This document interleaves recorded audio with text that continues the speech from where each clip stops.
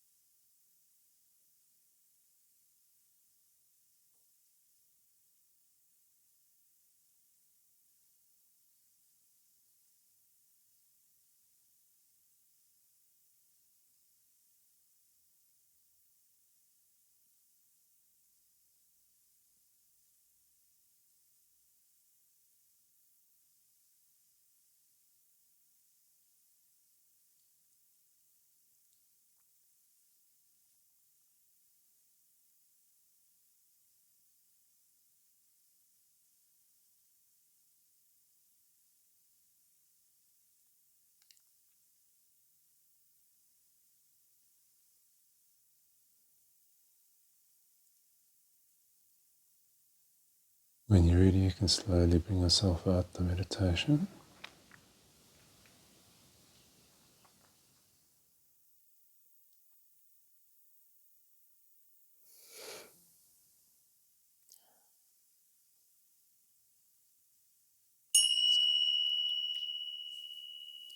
Roxanne, Yes. cheers. Cheers, dear. Nice Thank to you have for you having here. me. Russell, cheers, buddy. Cheers, cheers. Cheers, Russ. Yeah, you know, part of the reason we do the meditation is also we want like our viewers to, you know, just to know that 5 minutes a day can just to really set your tone, you know. But for us, for myself personally, in the interview and in the innate state, I find it just kind of like I come from a kind of a settled place, 100%. you know, like you've kind of like from a fresh start almost.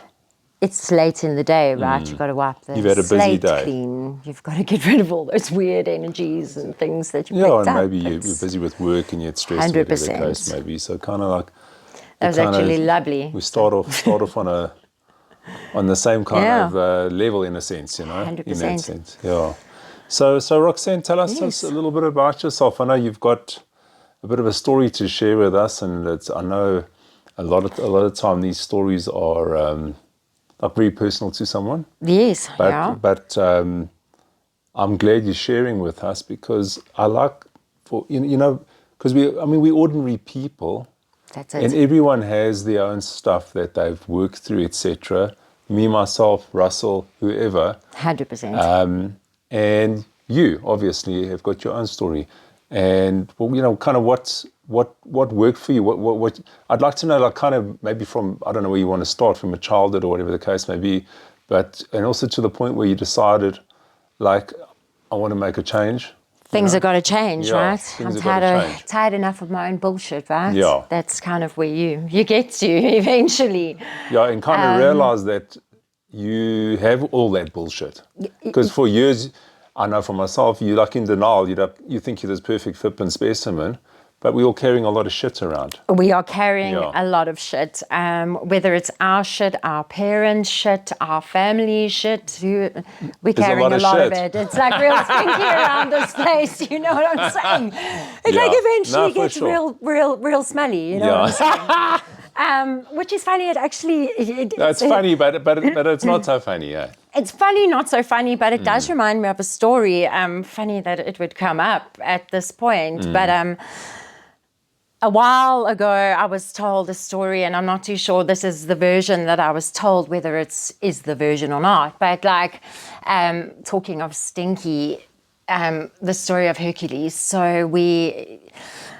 I'll get to a point eventually. I had, in my younger years, much younger years, I have to be mindful of my words here in order not to say too much, not to offend anyone. Offend There's certain people. No, people 100%. that will come across this that maybe don't want to know the truth. Anyway, I encountered a couple of years during my early life where I was in a rather unsavory I don't want to call it a relationship, but anyway, there was a family member, there was some unsavory stuff that had gone on, and it bothered me for many years, many years, until eventually at one point I decided that I needed to talk to her. And I did, and I went to her and I said to her, hey, like we had partied for many years after that. We got very involved in the rave scene, the jawling scene, the drugs, sex and alcohol and everything else. And we never had that conversation. There was never conversation about it. The things were kind of swept under the rug. And I remember the day I approached her and I said to her, what happened? Like, what happened in that space? Because I don't know if it was something that was done to me or if it was something that I was doing. It became a very scary place to be. Okay. And she told me this story, and I mean, this is very freeing for me, and I mean, it released a lot, and I was able to forgive in having understanding. And she had told me what had happened to her and why she had done what she had done. And it brought a lot of clarity to the situation. But the story about Hercules is what she told me. And talking of stinky, right, getting back to the point, he would go back to this pit and it was stinky and it was really rife and boiling up with grossness. Just not pleasant. Not pleasant. And he kept going back and he needed to fight off this, I can't remember the whole story, but in a nutshell, he had to fight this devil that had more than one head. You're talking about 7, 8 heads or whatever the case was. And he kept going back, but he wasn't getting to the root of the problem. And she told me the story about how he would go in and cut off a head and then go back out and think he had succeeded and really won. And then figure out, in actual fact, this monster's coming back. Yeah. And he'd have to go back. And he did this several times until eventually he went deeper and deeper into the shit, right? Deeper inside. Yeah.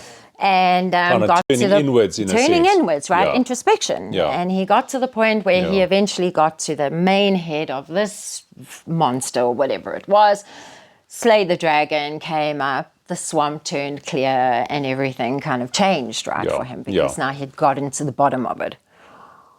And this is it, and this is a lot of the reason why I'm so keen to tell this story at this stage of my life, because I want people to know that there's hope. Like, it doesn't, you can sit in this moment of really feeling sorry for yourself. You can really get into a slump. I mean, bad shit happens to people, like really, really, really bad stuff. And so, if we talk about bad stuff that I've had to endure, I guess, through life, there's been many different things, But so I want to ask you, quickly back to that Hercules. Was it your family member that told you that story? It was a family member. So she had been through a similar thing, is that what you're talking about? She had been through a similar thing, and because of what she had experienced and the devils that I guess she was facing in her own space, she thought that what she was doing was very normal, and it wasn't wrong to a degree. But it was obviously harmful to others. Yeah. Yeah. Yeah, it was harmful to me. Okay. And I don't think that she realized that at the time. I mean, we were young. We were young girls, and I don't think she had any realization of it being a bad thing because of what she had experienced. But only by hearing her final story and actually being brave enough to, and that's where I learned a lot of my bravery through certain things. I know I mentioned to you, I have lost 2 stepbrothers to, my brothers to suicide. So, you kind of eventually understand that you need to talk up. So, was it 2 brothers? I didn't realize that. Yeah. Quite intertwined but separated stepbrothers.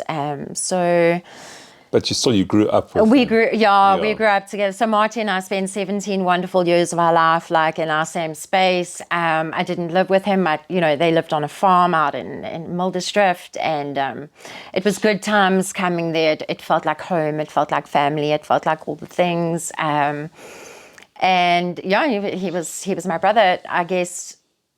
I left fairly young. I was 17 when I left home. I moved to Cape Town for a while, wild as Cape Town is. And then shortly after I got back from Cape Town, I felt sick because I was making myself sick, as stupid youngsters do. Partying too much. Partying way too much. And I came home, and shortly after that, I head off to the United States. I was like, I'm getting the fuck out of here. I can't live with my parents. I'm done. I got to get out. And and it's just been a journey of discovery, really, really discovering the things that held me back, the things that I really thought were detrimental, the things that I sat around pondering, crying, wondering about, was it me, was it you, how did it happen, what went on, why didn't I do more? I could have done more, should have done more. So before Marty died, I left and I wasn't around for a long time, which ended up in a lot of guilt. There was a lot of guilt going on after. For sure, I can understand that. My dad and my stepmom at that point had divorced. And that was obviously really hard for my younger siblings. It was Martin, Chloe, and Jess is our younger brother. And I guess if you look back now, you could have seen the signs. If I look at the Facebook pages, etc., and I kind of delve into it, which I did for a long time. I mean, it ate me alive for an age. Trying to understand, because he didn't leave a note. There was no explanation whatsoever. He was just before his 21st birthday, and he gassed himself in his car at home. So my youngest brother found him. And it was fucking devastating, you know. I mean, how do you even comprehend? And also to comprehend it at that age is young. I mean, you're young. How old were you? I mean, Marty, geez, like when was this? It was 2008 that Marty died. So we're talking, just under 25 years ago or whatever it was.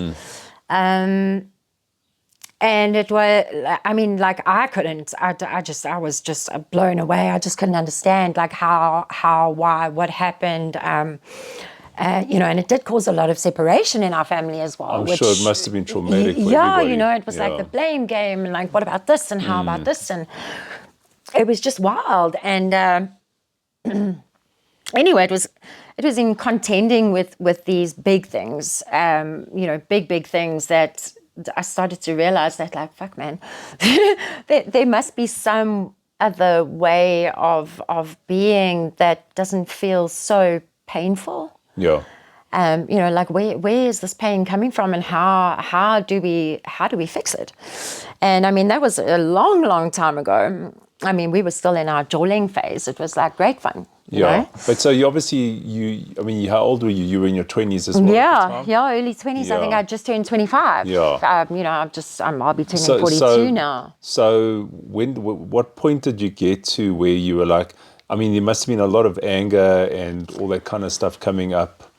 When you get to a point where you realize, like, perhaps, I mean, I've heard it for myself, where you're blaming everyone else for your not so happiness. And then you start realizing you got to turn inwards and stop blaming other people. 100%. Everybody only does what they can do with the knowledge that they have, right? And I think I've learned that now, and I'm sure you would relate as a parent. You get to the point of being a parent, all of a sudden you kind of realize that, holy shit, my parents weren't as bad as what I thought they were. Like, they weren't as abusive as what I thought they were. Like, I was a fucking asshole. Excuse my language. I mean, my language is a bit atrocious, but that's the truth. Like, if in hindsight. So you gain a lot of perspective as you get having through kids. It does change it. You get, I know, I mean, I only had my children late, so I was, 33 when I had Noah only. And the years before that were mayhem and madness and sadness, and there was a lot of, stuff to deal with, not only on that, there's a whole world of things I could go into, but I won't. I'll write a book one day, you can read it. And it's just like, I got to the point, you see, I jawled hard then. And I was like, that kind of, I found my solace in my people and my friends and my parties. And we had, the boys had a band, and it felt like everything was good and life was wonderful. And it was. But yes, man, we were tooting up a storm. We were like really, really going hard at it. And it started to make me quite sick, like really sick. Like physically sick. Yeah. And I started getting stomach ulcers, and like I was really like not, I mean, I wouldn't say I was drinking every day. We all were. It was a jewel, it wasn't, I wouldn't say it was a problem, but, I started to realize that there was a problem. I was getting more and more depressed. Like I couldn't contend with myself. How old were you by this stage? I reckon it was coming closer to my 30th, 30 and over, where you start to 100%. And in between that time, a lot had happened. We had been trying to fall pregnant for an age, and it wasn't working. The doctors wanted to put me on all kinds of crazy medications and hormones and all kinds of weird stuff. And anyway, we did fall pregnant, and I lost that baby. So that was like another boof moment, like, oh shit, I've got to do something about my body. Like my body doesn't even want to carry a child, which means that, you go into, there must be something wrong. And I spent a lot of time berating myself. Do you know what I'm saying? Like just being really sad and miserable. And I look at it now and I'm like, God, no wonder I don't have the friends that I had back then, because if I had to listen to the bullshit that I was telling them for all the years, I also wouldn't be my friend anymore. It would be way too taxing. But also when you look back, those friends were for that time, You're not meant to be friends forever. Some people, yes, one or two, but a lot of them, and it was okay. I also partied. I was a big baller, carried through. And I still have many of my friends, and we've carried through till now. We're still very close. But we went through these ridiculous phases, and then it started to get to a point where, you see, now here's where I have to be mindful of what I say. But our family has suffered some serious addiction issues, and it was starting to come to a point where I was realizing that I was in a really bad place, and what I was doing to myself was really probably a bad behavior, kind of relating this was a to learned that issue. Behavior. Yeah. What am I going to do? I'm going to stay in depression. What am I going to do? I'm going to go to the doctor, and they're going to give me some antidepressants, and I'm going to get better. Or am I going to end up in a facility where they're going to give me sleep treatment for 7 days or whatever? And that was something that I was never going to do. This is, it's just something we had experienced, and it took a lot from us as kids. My mom's side, I've got, I'm the eldest out of all of my siblings. There were 7 of us, so that they're just all over the place. I write a book. And ours. And it was, so on that side of things, my brother and sister got to the age of being teenagers, and it was like, oh shit, Roxanne, you've got to be ready. You can't lose anyone more. My journey with grief started very young. Yeah. I lost my best friend at 16, and it spiraled from there, and I just kept on losing people. I then lost my best friend when we just turned 21. She passed away from meningitis, and that broke me again. And I just grief kind of. It's been a lot, boom, boom, which now I'm grateful for. To come full circle. So if you go into the gratitude part of it, so you obviously got to a point where you hit rock bottom. Absolutely. Because that's the only way things change. Yeah. Yeah, and I wasn't even near rock bottom yet, but I reached a point when my siblings got to a point where they were jawling and doing their thing. I was like, okay, I need to make sure that they are okay now. And so I kind of stopped drinking at that point. I would drink, but I would never drink and drive, and I started becoming a lot more responsible. Yeah. I needed to make sure these dudes were okay. And that was the journey of starting to not drink. I haven't drank now.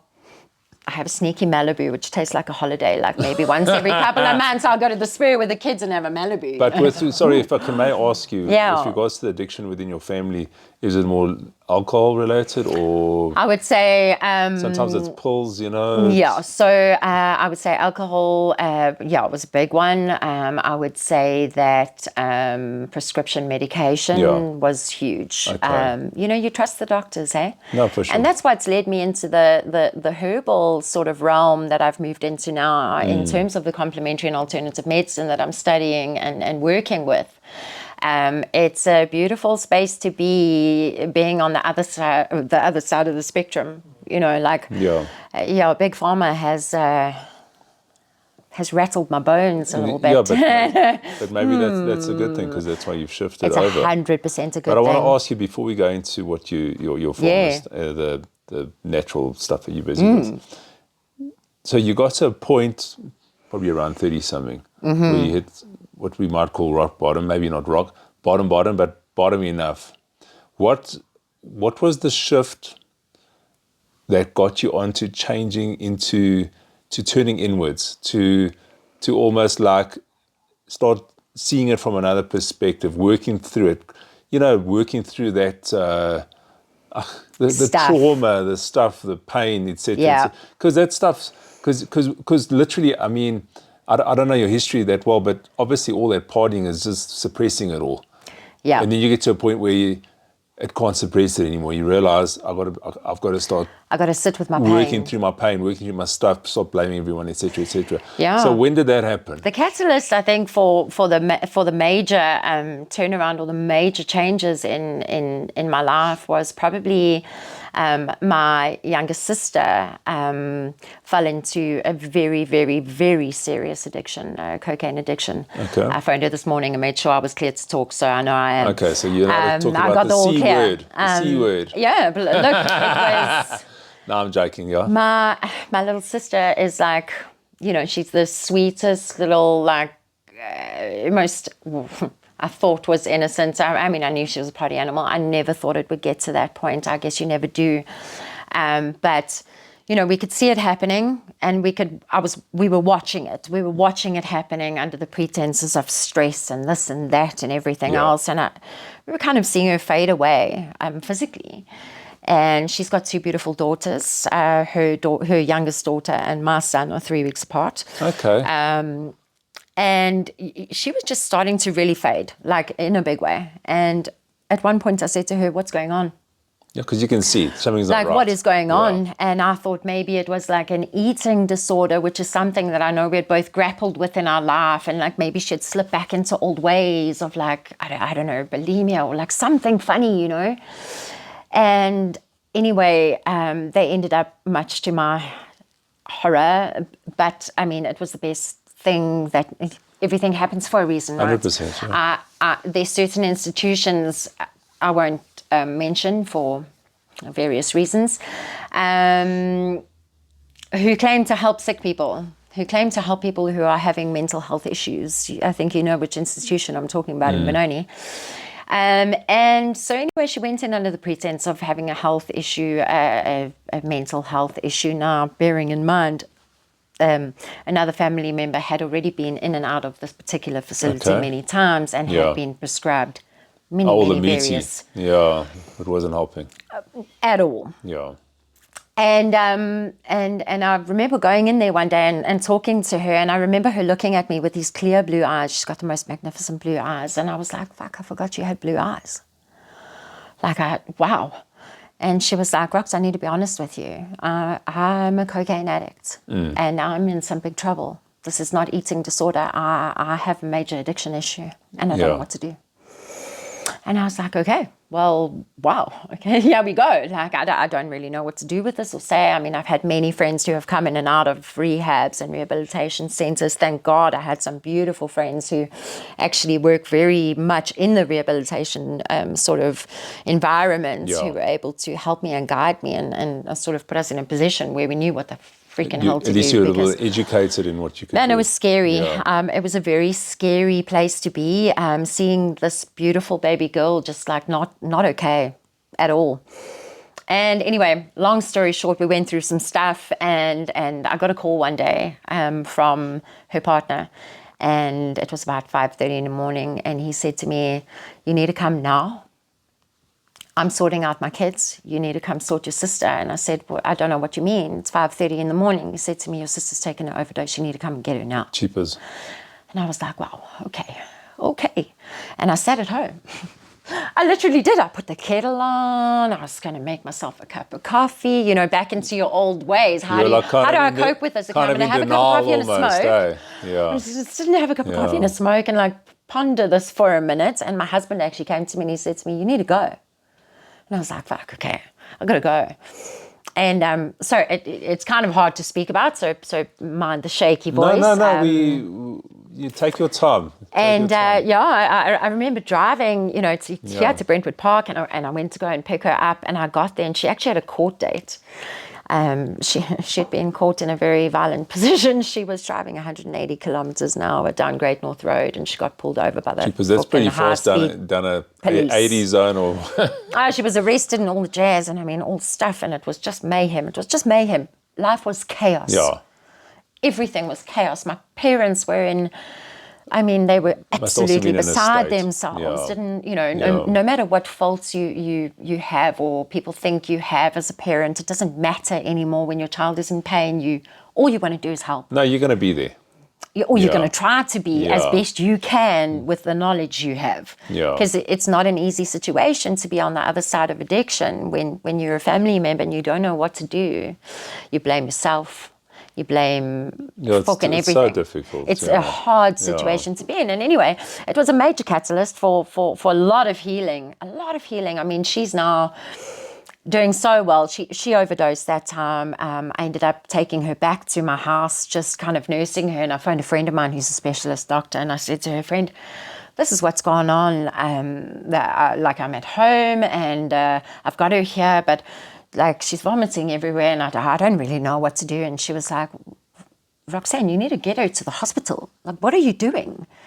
And I was like, I don't actually know. I thought I could save her.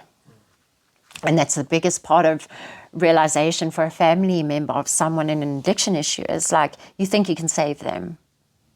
There's no way. No. There's absolutely no way that you can save someone. They need to save themselves. Yeah. You know, it was only going to be up to her. We went through She has to make the call. numerous. Yeah. I mean, after that, it was 3 days in ICU. It was stomach pumping. And oh, God, it was scary shit. I remember carrying her into the Glenwood Hospital and just like, I mean, she was a mess. And people were just staring at me. And I remember just standing there feeling so helpless. It's been traumatic. Just someone help her. You know, and it was like a hardcore situation. No, it's hardcore. And like now, I like to talk about it now. It's the same as I like to talk about the suicide of my brothers. You know, it's become a point now where I'm like, there's hope. Like I can guarantee you for free, in this world, there is hope. Because if we haven't been able to see the light, or if we have been able to see the light through all of these crazy things that have gone on and occurred, then, you know, my therapist likes to tell me, you know, I also went into therapy. It was a big one. Okay. It helped me a lot. Yeah. I thought I was going in for addiction, stuff, right? I smoked some pot.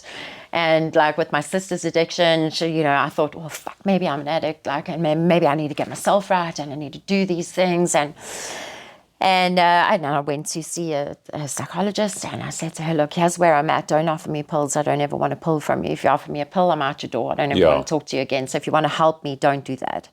And she was like, okay, you can have a seat now. All right, sit down, relax. Like you can sit down, just chill your roll type of a thing.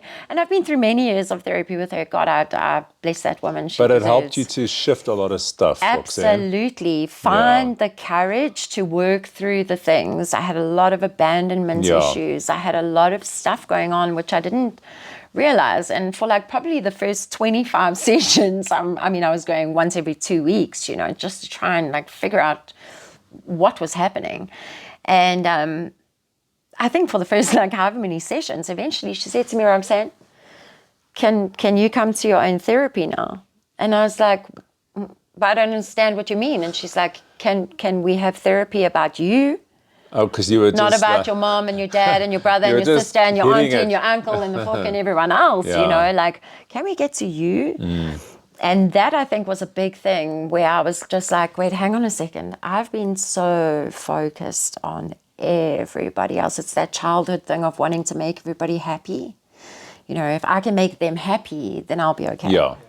You know, it's that codependence thing. It's not healthy at all. But, it's a learned behavior, every kid, I think, has been through that. Absolutely. You know, like how do I make everyone happy? Yeah. What can I do? And it was just this crazy.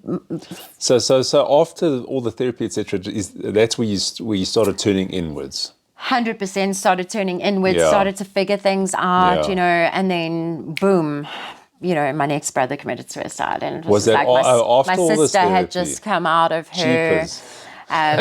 You know, some people think they've had a tough time, but you know, they're tough times. It's man. And my these therapist tough often times. said to me, she's like, girl, most people won't even go through this in their whole life. Like I know now why. Coming back to the gratitude we were talking about earlier, like I really do know now why I had to suffer the injustices.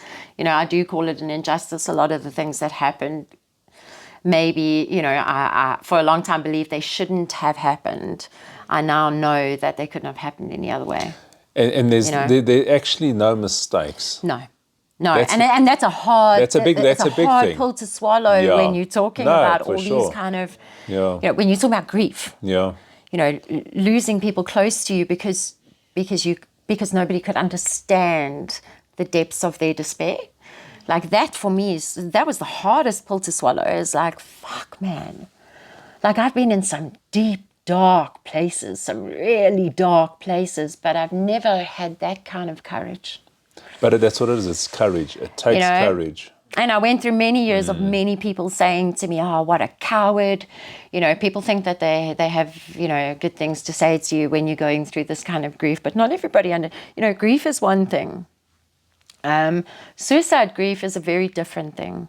It comes with a lot. Like I say, there's guilt. There's, when someone passes, and I'm not saying anybody's grief is less than anybody else, but when someone passes from natural causes, when they've been ill, or, when it's kind of, it's going to happen. It's like an understanding of part of life, part of life. It works that way. Yeah. But when you have to try and grasp or grapple with someone's, what amount of pain must they have been going through at that point to be that brave, to actually say, I will not do this anymore. And that's a hard thing, it's a really hard thing. And so, different people in the family have dealt with it very differently. I'm sure, and society also frowns upon it in 100%. Such a big way. It's such a hard, it's like not hard. It's not easy. Yeah. And I mean, I had a friend who I met through my son, and I was just chatting to her one day because I speak very freely about it. I think it's important. I don't want them to be forgotten. Like, I don't believe that anybody who dies in that manner should die in vain because you were asking for help. So somebody else out there is going to ask for help, and there needs to be someone there to give it.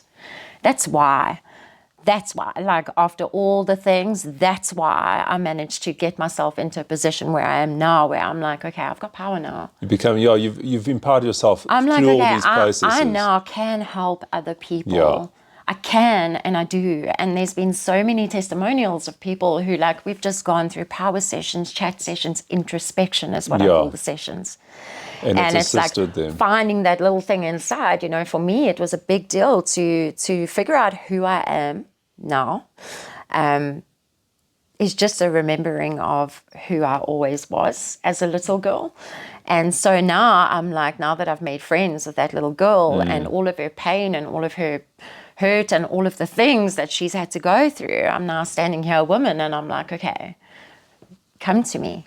Yeah. Like, I'm okay. There's nothing you can tell me that can shock me. Yeah. Number one, there's nothing you can tell me that you have to be ashamed of, worried about, afraid to say. Like, nothing shocks me. Yeah. Go right ahead. Go on. Say what you need to say. But I want to ask you something, Roxanne. And I mean, that's a serious story you've just shared. Yeah. And I'm sure it's just traumatic. But with regards to the addiction within your family, so what just came to me was, so like, you got family groups. Yeah. Now, there's no mistakes with the family you're born into. No. There's no mistakes. 100% there's no not. accidental births. We choose this depending on what you believe. You choose that families. On some level, and often you've been in lifetimes with them before. 100%. So the fact that there's a certain general addiction issue, it shows me that it's a family group that's got its own issues that's been working through within your family. Not every family has those issues. And I'm going to tell you the strangest thing Am I about right? this. Not every family has those same issues. No, because everyone's got a unique setup. This is the weirdest part about all of this, is that the two brothers who committed suicide never met each other. Huh? Okay, the two boys never met each other. So Marty was from Helen, from that side. Alan Ross is from my dad's new wife. Jeepers. And I was just assuming they were living together. I mean, it sounds like super, super confusing. I call them all my brothers and my sisters and whatever, just to, because but they never met each other, these two. They actually never met each other. Jeepers. So there's no bloodline connection there.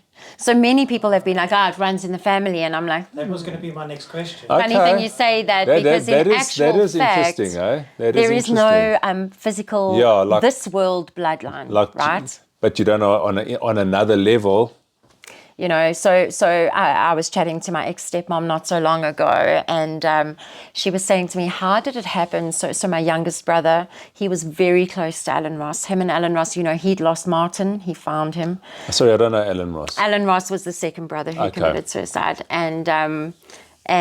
And so Jess became very close with him. He became his confidant, his best friend, like his person. You know, he'd now find a new brother. And they adored each other. They had this beautiful relationship. And when Alan Ross decided to go, that was like, again, mayhem. It was just like, what is going on here? How does this happen? I'll never forget the day. Is it possible? 10:30 in the morning, I was standing on my deck. My dad phoned me and said, I've got something to tell you. I said, what are you talking about? You guys are in the park. Like, are you okay? And he said to me, no, this is what's happened. I don't know how to tell you this. And I was like, what? I still remember going, what the and I don't believe you. Because this can't be the second time that you're telling me this. Especially because there's no connection. Yeah. You know, it's such a crazy thing. So do I believe that somewhere along the line we all have this weird connection? Yes, I do. You know, my sister Chloe, who's Martin's sister, so Martin, Chloe, Jessie. You know, Chloe had a partner who not so long ago also committed suicide. So Helen said to us, how do the three of you have to go through that twice? Yeah. Like what is the thing? Yeah. So we don't know. But I think know. it's beyond logic. Absolutely beyond logic. You can't figure it out. Figure it out. And that was like a big, I think big revelation. On some level, there has to be a level of acceptance. This is how it is. Am I right? Absolutely, yeah. So I had it tattooed on my arm, like after Mark died, what will be. Que sera, sera. You know, for certain things, you just cannot find an answer. The logical mind can't figure it out. No. So on some level, you've gone through those processes, all these things.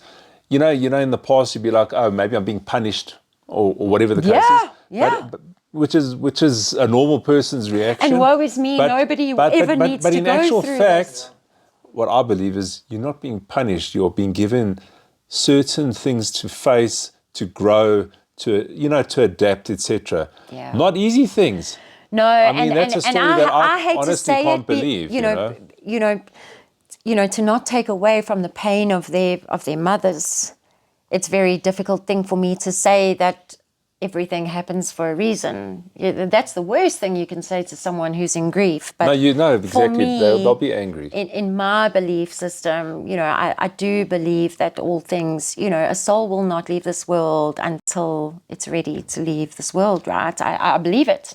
We lost our baby in utero. But even in suicide, that's... How many people put a gun to their heads and pull the trigger? It's frowned upon. It's frowned upon. But who really knows? Who knows what is right and wrong? We don't know. We don't have those No answers. one really knows those answers, No. you know. So I must say it's been touching what you've been telling us. Yeah. But what I want to know a little bit about is what you're doing now.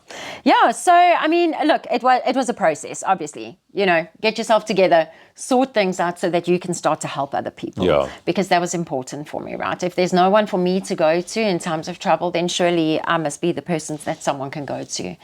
And I was sitting, so in March 2 years ago, March now will be 2 years, my mom-in-law passed away.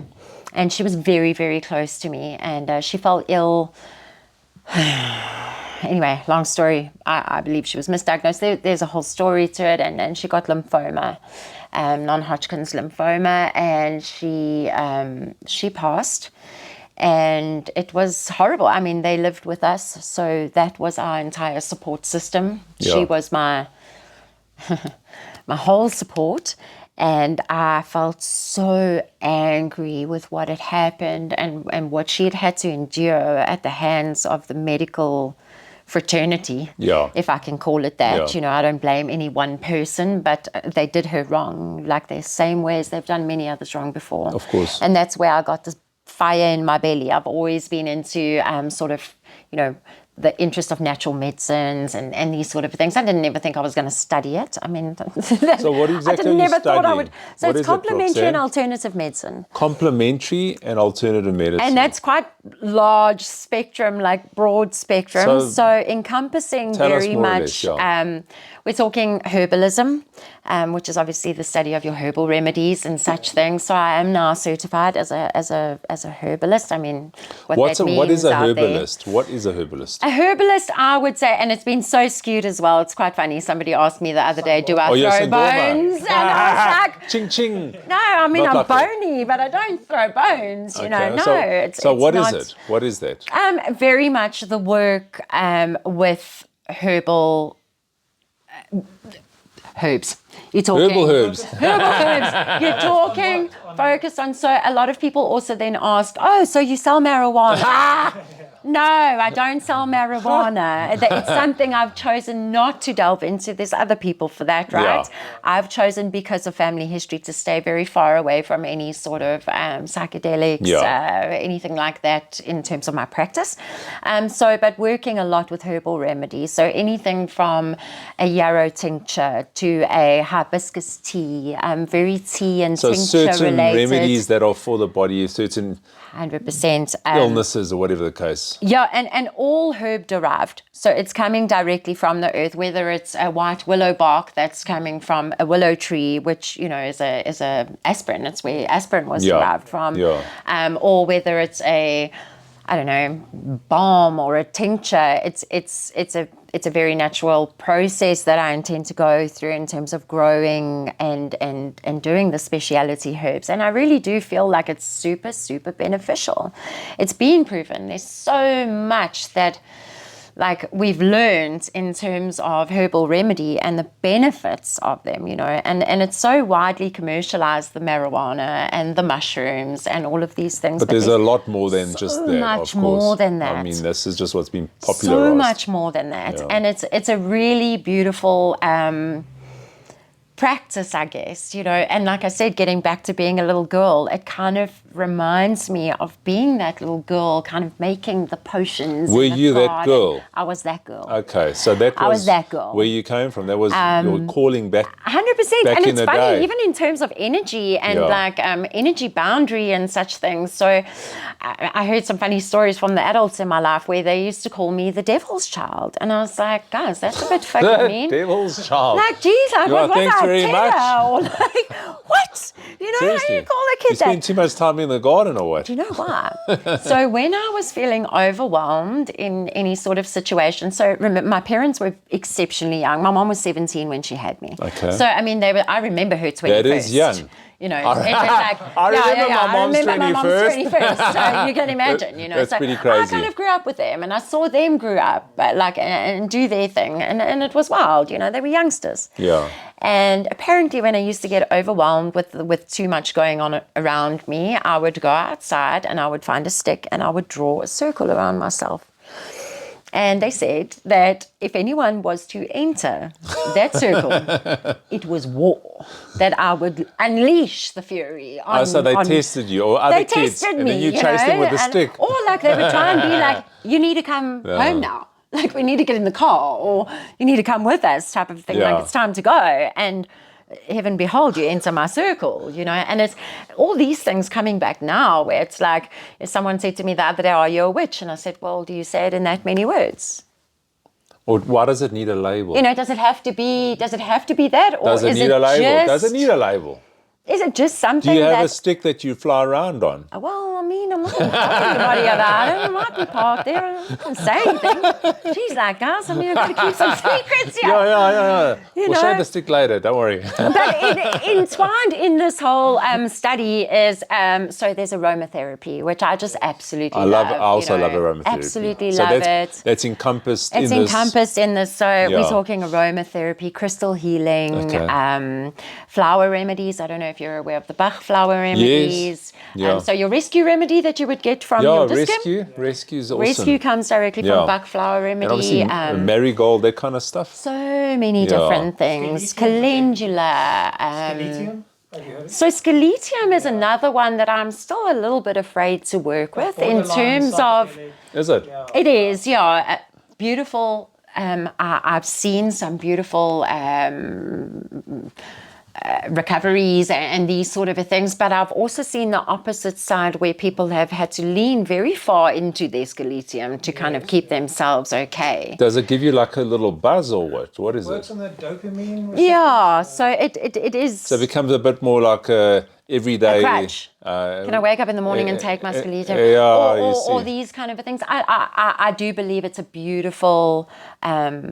There are beautiful properties to it. Have I worked very much with it? I wouldn't say that I have. So I wouldn't be able to give too much information. Okay. But yes, it is one of those. So kind of what the guys used to do in the Amazon, the tribes. Yeah. They'd go and find little plants, etc., etc. That would be the muti, Very much the so. medicine. So it's similar to that in a sense. Very, very much so. And it's like it is a magical art. So you look at kind of things like, well, I'm quite pedantic in terms of when I'm going to make the medicine. It's quite important for me what time of day. What time of day do you harvest the plant? Yeah, it's alchemy. It's alchemy. Yeah. It is. It really is, and it's a beautiful thing. We'll always be learning. I'll be learning forever. So how do you do that intuitively? Or are there is there a bit of a guideline? There's certain things that I'm happy to do intuitively.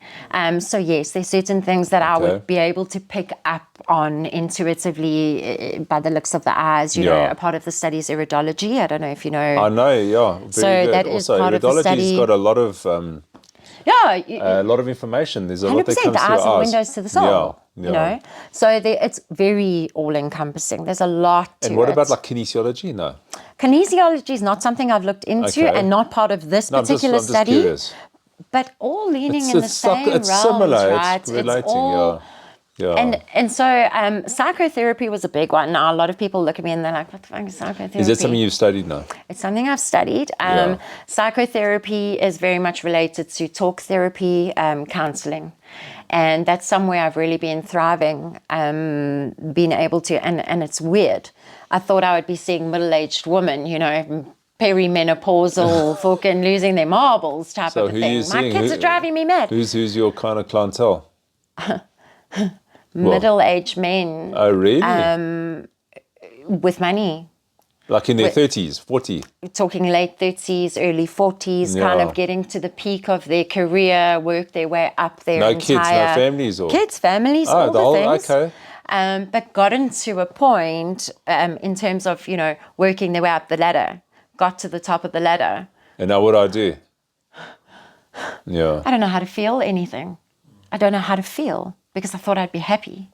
You know, that we do I've this kind thing. of been a bit when of a I'm there, I'll be happy. robot for all those years. When I'm there, I'll be happy. When I have all Yeah. the money, when I reach the top, I'll be happy, right? And it's like, yeah, these are the kind of people I'm seeing. And I've seen such beautiful breakthroughs, you know, beautiful breakthroughs. I mean, my one client, and I mean, I know he wouldn't mind me sharing his testimonial, but when he walked in, he looked at me and he was like, you could see the gray. He was like, dead inside. And I said to him, it's very interesting that you find your way to me in my strange little office on my plot. You know what I mean? With my crystals and my weird shit. Like, you don't... Yeah. You don't really fit like the place suit the here, look you know? here. And he said to me straight off the bat, he said to me, I just want to let you know I don't believe in anything. And I was like, well, that's cool. So you don't need to believe in anything. That's fine. Everything that's here is for me. It's not for you. So you don't have to believe anything. My job is to get you to believe in what's going on in there. That's my job. Yeah. Anything else doesn't really matter. Like, you can believe in fucking, I don't know, whatever the hell you want. The car jumped over the moon. But if you're Great. willing to do the work, because he also has to do some work. Well, this is it. And so I'm quite ruthless. I must be honest. Okay. I'm quite ruthless in my I mean, counseling you can't practice. just I don't come in take there any and like, bullshit. okay, Roxanne, just fix me. Say, no. No. You got to do some homework. You got to go home. You got to start working on your So stuff. I had a client who came in with major inflammation, major inflammation, like really affecting his life in a big way. And he was in my office for a few minutes, and I think he was coming for a somewhat quick fix. I told him it would be a process, but I don't think he understood that the process would entail going inward. You know, I'm sure you can give me a muti, and I'm sure you can give me a this, and I'm sure you can do this for me, and that, and this, and this. But, you know, and he had told me previously, he said to me, you know, many people have given me this and this and this, and it's never worked. And he sat down and I kind of went through a couple of questions. I've got some intuitive Yeah, questions that I like to ask. I don't draw things No, up no, just people. to get a bit of a taste. You can draw things, you Yeah. know, by the questions you ask. And within 10 minutes, he looked at me and he was like, fuck. I never would have put two and two together. And what we had figured out was he's an intensely critical individual. And he cannot, very judgmental, and cannot handle if someone moves outside of his moral compass. Cannot handle it. No matter what so that was one of the things that was severely affecting him. We could bring it down to an actual timeline of when it started. Yeah. And he was like, what?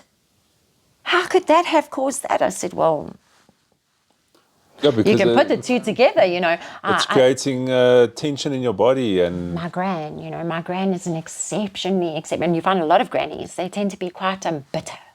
You know, like they're quite grumpy and critical and like judgy. Shouldn't they get older and they start getting mizzy, hey? Like real shitty. Yeah. And I mean, I get it, you know. But not everyone's like that. Not everyone's like that. But so if you are this critical human, you're going to probably remain it's gonna a critical get human. flipping worse it's going to get when you're worse, older. you know. Then you're really going to be Then you're going to notice it.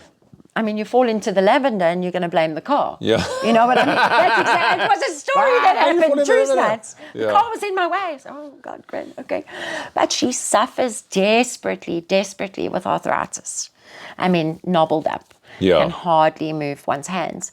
And it's like, okay, you can take whatever. I mean, at this point, you're pretty fucked. Sorry, like 89 years old. You're not going to go much forward. It's not going to help much. Yeah. But I can see it's come from your critical nature. Like, you know, your body does But can manifest. you tell her that? No. At that age, it's going to be She'll like... tell me, It's she'll straight probably over clap me here. or something. Probably You tell know, to these piss old off. ladies, they're quite severe. But I want to ask you, so A little this bit guy, he nervous. comes there, he's got information. You get to a point where you're like, listen, this is part of, you know, we've got a lot of issues. Well, one of your big issues is judgmental. Yes. And everyone is judging themselves all day. Yeah, they're judging absolutely. others, they're judging 100%. fucking everything. It's a human condition. But it's not who we naturally are. No. It's like also a learned behavior, judging all fucking day long. Yeah. And how do you help him? How does he start working through that judgment? He starts writing though. He makes journals. What does he do? So, you know, the kind of advice that I sort of started to give, and it's very dependent. Like when I work with a client, it's a very tailor-made. Nobody's the same. Everyone's right? no, they've got it, and they've come with unique issues. But there is unique, a whatever the case general is. sort of way to work through it, and Okay. it is introspection. So I do Yeah. call it an introspection session. It's Yeah. a 90-minute session where I'll sit and I'll ask various questions, like I say. But then it's like, okay, now that we know all of these good things and bad things and all the things, so you know who you are now, right? Now you are whole. Now you can feel, because you've taken what's dark and what's light and you've put it together, and now you are whole. You can't only look at, you know, these and those separately. And so, yeah, it's about, you know, go home and see when your flare-ups occur. When is it worse, you know? And a doctor should be telling you these sort of things. Like when you're more stressed, perhaps. Whatever. What the have you case is. eaten? Yeah, food. You know, what have you put in Yeah. your system? Have you been drinking alcohol? Have you taken any pain medications for anything? Have you had a mursa fight with your wife? Are your children pissing you off? Write it down, like you say, and get, and I wish I could take my own advice, come on. But it's exactly that. And then finding the pattern. And so when is it worse? Okay, we need to start avoiding those things. Click them off that box. Okay, we're not going to do that anymore. We're not going to eat a severe amount of fish food because we love it, you know. So I'm not going to go and have prawns and all the things because I know. Yeah, you're going to be clever about it. It's going to break me. Yeah. It's going to send my inflammation flaring. So, yeah, I mean, it's really not difficult stuff. Yeah, so there's a bit of a diet plan, etc. Yeah. But once people start delving into seeing their not so nice parts, Potentials. Yeah. they're not so nice things inside. Yeah. You know, like the judgment, etc. Yeah, etc. yeah. And so that guy comes in, he says, I don't feel. I've got no emotions. So once he starts tapping in there, does that start flowing a bit? Does he start the tears start coming. Absolutely. Because that's the healing. Absolutely. Yeah. It's been That's an essential beautiful part to of that see. whole thing. Yeah. It's a combination of the diet and everything, but we're starting to go into that pain. It's the seeing the lights come on when you realize, or when your body actually realizes. So you say that when the tears start flowing all of a sudden, and you actually can't help it. You're just like, oh shit. No, the stuff just starts I don't know coming. what's happening. Like, I don't know what's happening to me. And very much that. So that particular I'm a client, man, I don't cry. I haven't cried since I was fucking 12 years old. My you're dad talking told me like to shut up. like a boxback book, You know? eh? I'm talking Is like it? like a book. Like a proper book. I know. Honestly, like a serious dude. Yeah.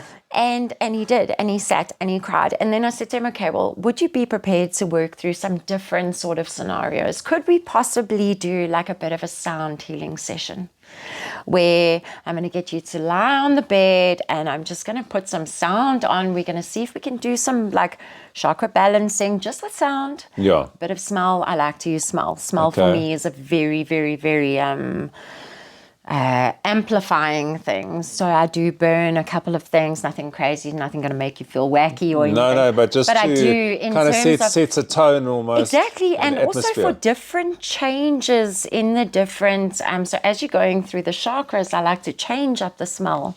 Okay. So you are aware, I'm not talking, but you are aware of there is a change now. Something's going on.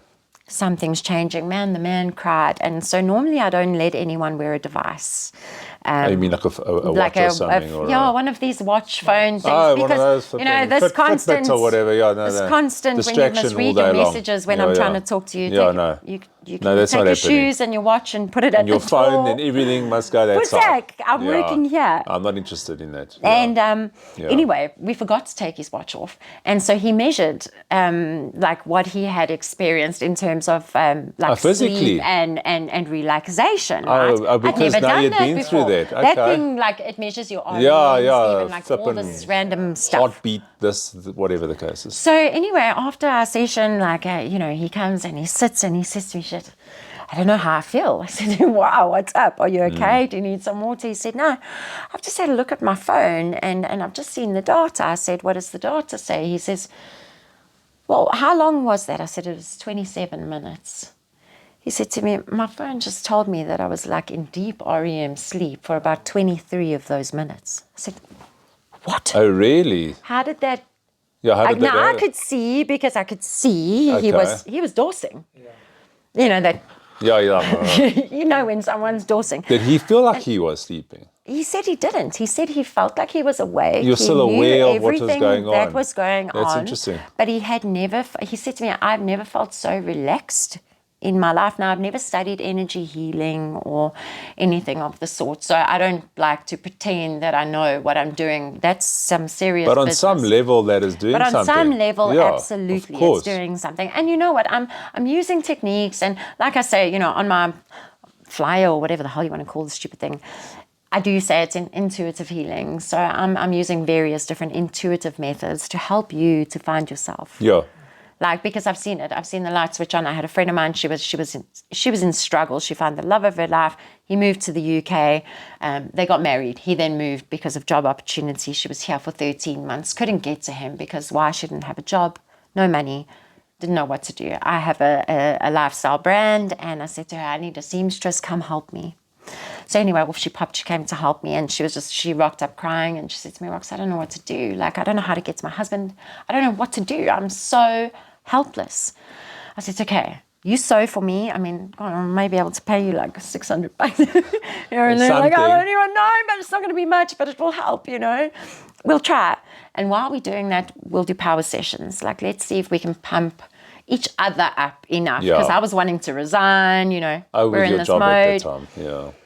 And so we pumped each other up, and like the one day I'll never forget it. It was the most beautiful thing. And if there's ever a lady watching this, like, this will be great. Tidbit of information, man. So, women tend to say, put your big girl panties on. Yeah, they like that. And the one day she said to me, oh, fuck, I just need to put my big girl panties on. And I looked at her and I was like, I don't think we're going to go with big girl panties today. I think we're going to go with a red G-string. Like, how about let's go with a red lacy More G sexy. string, more powerful. Like, let's go with power if we're gonna do it. You're not gonna be powerful, fucking walking into a Red room with G-string, your big fat granny panty. Like, what is this? You know? You're right. And so we laughed about it, and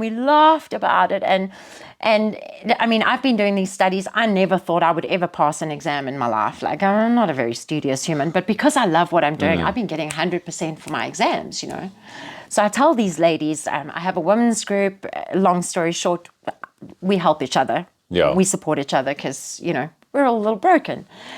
And where was I going with that? Anyway, and she... The big old panties. her big girl panties. And I said to her, you know, this is the thing. So she went off and she put her big girl panties on, or her red G-string, or whatever it was. And she... well, maybe. I mean, shit, who knows? Who knows? But she went and applied for a course that she never would have done normally. She did the course. She aced it. Absolutely aced it. I got a message on my phone. Hey, I got 100% for my test. So you got to be kidding me. Well done. Anyway, shortly after that, she said, I've applied for a job. I'm really afraid. I said to her, why are you afraid? She said, it's fucking huge. I don't know if I could do this. Now, we're talking about someone who's never really worked in a real job. You know, she's been a struggling artist all the years, like moving between here and there. She gets the job, goes through 7 different interview fucking things. She gets this job. She's now in the UK 3 months later, 150,000 rand. Was this the one whose husband was paid there? for. Huge, massive salary. So she took some chances. She took some She's chances. earning more she than put him. a G-string on. Way more than him. Way more than him. It's a funny story. We laugh about it. Because he was like, oh, well, this is just a marriage of convenience. You're never going to get your what the hell? Yeah, like, what are we supposed to do here? He's a cutful now. She's nuts. 3 months it took her to get there. She put her G-string on and fucking got there. And it's just Diamond this power studded. thing, you know. It's this like, let's give each other power. So if I can show you the power in you, you can use 100%. That power and become whoever it is. So how long? I just want to go back to this your Boksburg boot. Yeah. How long would someone like that come and see you? I mean, you don't fix that in one session. No, Roxanne. No, you don't. It could take months. So for the first short while, I mean, he started seeing me February, I would say probably early February last year. Early February last year. And he was doing quite frequent sessions because he was going through a lot of stuff. But he still comes through like once every month or once every 2 months. I'll get a random message and he'll be like, Ross, I've got some stuff to work through. I really need to come through. Like, I need some help. And then he'll come through and we'll box through some stuff, you know, and he'll be like, okay, but I'm thinking of doing this, but I don't know. This is happening with the family or whatever is going on, and then we punch through some stuff. And I guess when you're able to talk it out to someone, talk therapy, right? This is what it is. When you're able to say it to someone else, you can understand it better yourself. You get a bit more clarity, and you know to ask the right questions. It's also about taking yourself out of the factory. It's a really good analogy. I wish I could credit the person who actually said it, but I cannot remember. Take yourself out the factory. Take yourself out of the factory. So if I use the analogy, it's like when you're in a factory, it's chaotic. There's noise. People are coming and going everywhere. It looks so unorganized. Yeah, you're right. It's a busy place. And it's just messy from the bottom. While you're in there, it's messy. So be the boss, right? You got to climb up the stairs and go to your fancy office because you're the boss. And you get to sit there, and I like coffee. So I say, oh, I'm going to have my cappuccino now and my ciggy because, you know, that's a thing. And I'm going to now sit in the office. And when you're looking at the factory from the office, it's all actually working very well in tune. So now instead of it being chaos, you can... what was that? My wedding ring. Oh, jeepers. I was a little bit bigger when I got married, you know? And so you've taken yourself out of the factory and you're looking down, and all of a sudden everything is working in perfect order, and the guys walking that way are going that way, and the forklifts are coming that way, and nobody's bumping into each other. But when you're there, it's crazy. But when you're there, it's mayhem. So you help to bring the person, you're changing the perspective. Right? Yeah. Like, you think this is such a serious situation. Okay, well, let's just bring you back a second. Let's just like refocus, get into the office, and have a look now. Is it that bad, or is there another way? Or the story you've been spinning yourself. 100%. Is it as scary? Let's assess it. Is it as, for one thing, he was feeling really, bored. Okay. Because now you're at the top. And then it's like, oh, I'm so bored. I don't even know what to do. I said, well, what do you like? What do you even like doing? Do you even know? And most people don't even know what they like doing. No. He said, well, I wouldn't mind doing a bit of like design work and stuff. I said, okay, well, where in your business can you do design work? He said, what do you mean? I said, have you got a designer? Who does your flyers? Who does your media advertising? Who does these things? Who does your design? He said, no, well, we outsource this. I said, why? Do you like design? He said, yes, I like design. I said, well, are you bored? He said, yes. I said, well, do your design. He came to me, it must have been about, I would say probably about a month and a bit ago. And he said to me, Rox, you'll never believe it. Business is booming. I'm doing all of my design work. I said to him, that's fabulous. This is Also, wonderful. maybe He because says, he's changed I'm having so much fun. He's changed his kind of outlook, his having energy. fun. He's gotten involved. He's enjoying it. He was a very... from a different angle. People can be, when you have a lot of money, you can be very this way inclined, I don't know, this is, the way it works. And he was very rigid. And all of a sudden he's telling me about how, he's now having meetings with his staff where he tries to ask them how their families are doing. And I was like, did you ever do that before? Probably he said, not. no, I never gave a fuck. Just, I don't why are you care. late for work? I said, well, how can you be a good boss if you don't even give a shit about what your freaking staff's family is doing? It's important. Yeah, it puts a personal touch that he's loving that is it. important, yeah. Loving it, so it's just different perspective, like seeing things from a different angle, like things that you didn't think of. Someone else can help you to put those pieces together. Yeah, 100%. But it's going to take the introspection. And it's hard. There will be times where you're going to come and you're going to cry. And you're going to ugly cry. And often it's difficult to look at the ugly parts of ourselves and acknowledge them. Yeah. Because we kind of have a facade of like how we are to the world. Yeah. And we don't want to look at those uglier parts. No. And everyone's got them. But it's about facing them, seeing them, and also, accepting that this is an aspect of myself, but I'm not actually that person necessarily. Well, I don't have to You can allow lean that to into go. that. You don't have to be that person. 100%. Yeah. And also like with judgment, with all the stuff that, the mayhem that we had incurred and encountered, I did become quite judgmental.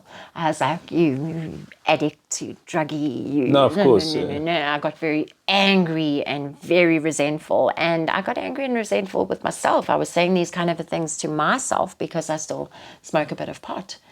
And I was like, you're an addict, you're a druggie. And I started speaking really ugly things to myself till a point where I was like, Walker, girl, that's not okay. Like, you would never allow someone else to say that to you. And this is what we do as humans. We start having a really horrible conversation with ourselves about what it is we think we are.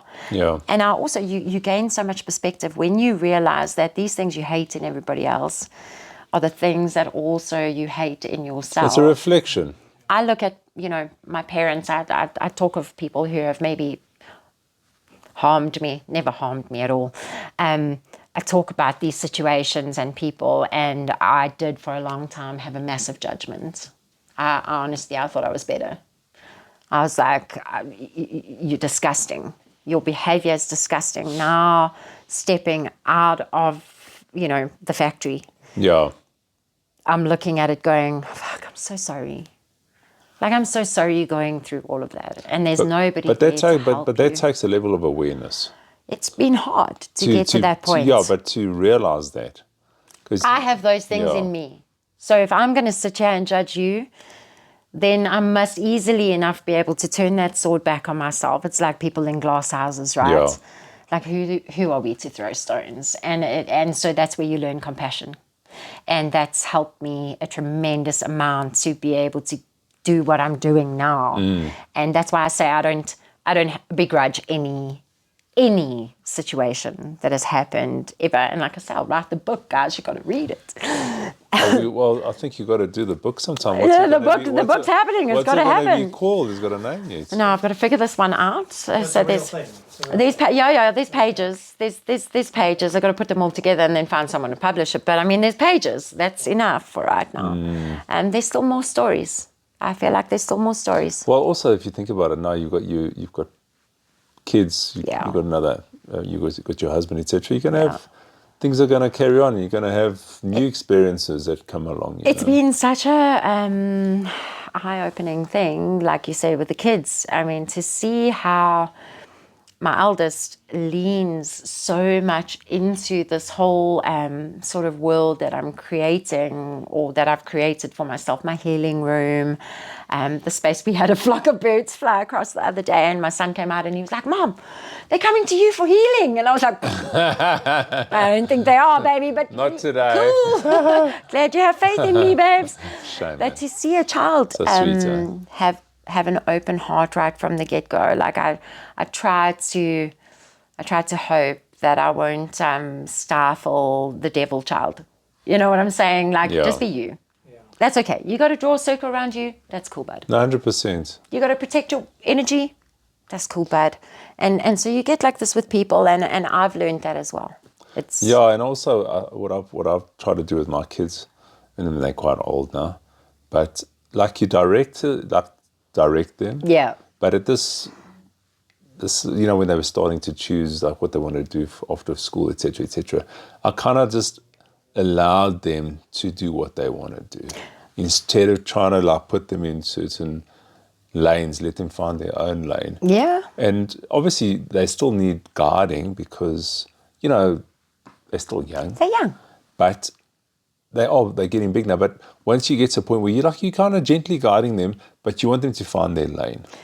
Yeah, And I think in the your own earlier in life lane, you're allowed to find your own lane. But you will thrive in your own lane. Absolutely. Without, having some kind of like regrets, etc. I shouldn't have studied it, or you forced me to do this and that. That's not a good place to be in for a kid. No, and I think a lot of the generation, like probably my generation, I guess, has become a little more. I don't like to call myself liberal, but like we've opened up a little to more, right? Where I think our parents' generation was still very stuck in it's old school. the rigid kind of like way of, go to church on Sundays, we were brought up in a very charismatic home. Like there was a lot of, we were at church on home cell on Wednesday nights. I was youth leader, so it was really? Friday nights at youth and Sundays 3 times a day at church. Sure. And then it becomes rigid. And everything was right and wrong. The intention's good, but then maybe it becomes too much, or what? Well, you start to figure that the establishment, I guess the establishment gave me a very skewed perception on people. So I started not to trust people because of what was going on in the church. And I started to realize, like, hey, hang on. You come to church on a Sunday and you profess to be all these things. And then, my mom was a Sunday school teacher. She did a myriad of things for a myriad of people. And she had an accident in my matric year. She fell off the back of a bakkie. Nearly broke her back. Jeepers. And, nobody, we were very active in the church at that point. Nobody came around. Nobody offered a meal.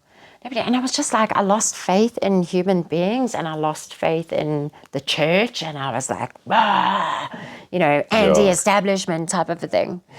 And I realized that we're all human.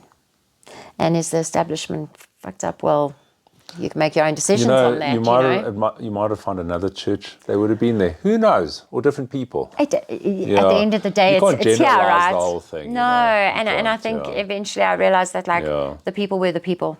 Yeah. And it was the people who were doing the things.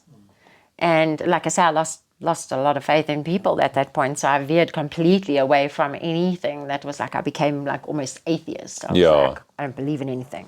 Angry. I was wild. I mean, I nearly got expelled in stand 6 for stabbing a bus seat. Like I was angry if we talk about a child. That was wild. And you get back to this like, okay, let's just get back to what it is to actually be a human and realize we all have faults. We all have our own traumas. Some might not be as dramatic as others. But everyone's got their every stuff. person will deal with a 100%. hurt, a Yeah. grief, a pain, whatever, and it's just a really encouraging space. And Earth is kind of like a school. Absolutely. We all learn, we all here to learn and to grow. Absolutely. And what's really cool, what's really, really cool, I actually spoke to Deborah. I said, oh, Deb, I'm going to chat with the Okay. guys and whatnot. And she says, oh, You know, fantastic. she knows Deborah. Yeah. Deb helped me a lot. She's been a great She's lovely. a great person, you know. And she said to me, this is fantastic. She said, the further we can grow our community, the better. And I was like, yes. That's exactly what we need to do at And also this you point. being here today. Yeah, I'm so She's glad. a Benoni girl. Boxburg girl, actually. No, but don't say Boxburg, that. You live in Bluff. Benoni, no? I mean, yeah. guys, we're really it's gonna close get enough. into it, yeah. Close enough. But Roxanne, tell me, have you got kind of a Instagram page or a website or a flippin', I don't know. So all no, that stuff? at this stage, I don't. I'm But you've got your preparing. personal stuff because you're doing the. What's that phrase? Techno? A technotard, You're okay? Yes, I'm a technotard. technotard. Someone who's not Yeah. clued up in technology. 100%. Technology. I mean, I was clued up in techno. Yeah. But technology is not my game. It was different. No, it was a different era. Okay. So at this point, I don't. Okay. I will, when I'm ready to release all the things, I've got some people working in the background, Okay. helping me out with that stuff. Because, but also I needed to make sure that I was in the right energy and the right space to be able to do it. So with having resigned from my job now, I get Yes. to really lean in. We'll push into it. Oh, it's so exciting. Because we were going to put, once we put the podcast up, we Yes. can always put some. Or you're just Well, what your I can do, I name, can give you so like somebody my will just Facebook. I mean, there's my your Facebook Facebook. or whatever People the can get case hold is. of me Yeah, on that kind of Facebook. stuff, you know. I have very Yeah. recently started a YouTube channel for Ground to Earth. However, I haven't posted anything yet because, We'll you know, put it on there. Who cares? and yeah, exactly. I mean, who cares anyway? Who cares? You'll start putting it on, and then we'll check. This is it. You know? So there's a couple of things. I'm happy to put it on all platforms. Like I think this is a wonderful initiative in terms of growing our like-minded community. I think Exactly. it's awesome. And you know what? Really, I appreciate you sharing your story. You know, it's not everyone's story is the same, but I can see where It's for hope. where it's taken you. Yeah. Do you know what I'm saying? But what I want to do is I want to say thank you. Yes, thank you. And you're a blessing. And are you? Thank you, Roxanne. Thank you, and thank you, Russ. Cheers. Cheers. And No, like you- and subscribe. looking at. Now. Like and subscribe. No. Why not? Thanks, man. Yeah, sure. That was a hell of a story. Eh? Like I say, I really like the book. Yeah. Yeah, there's a lot.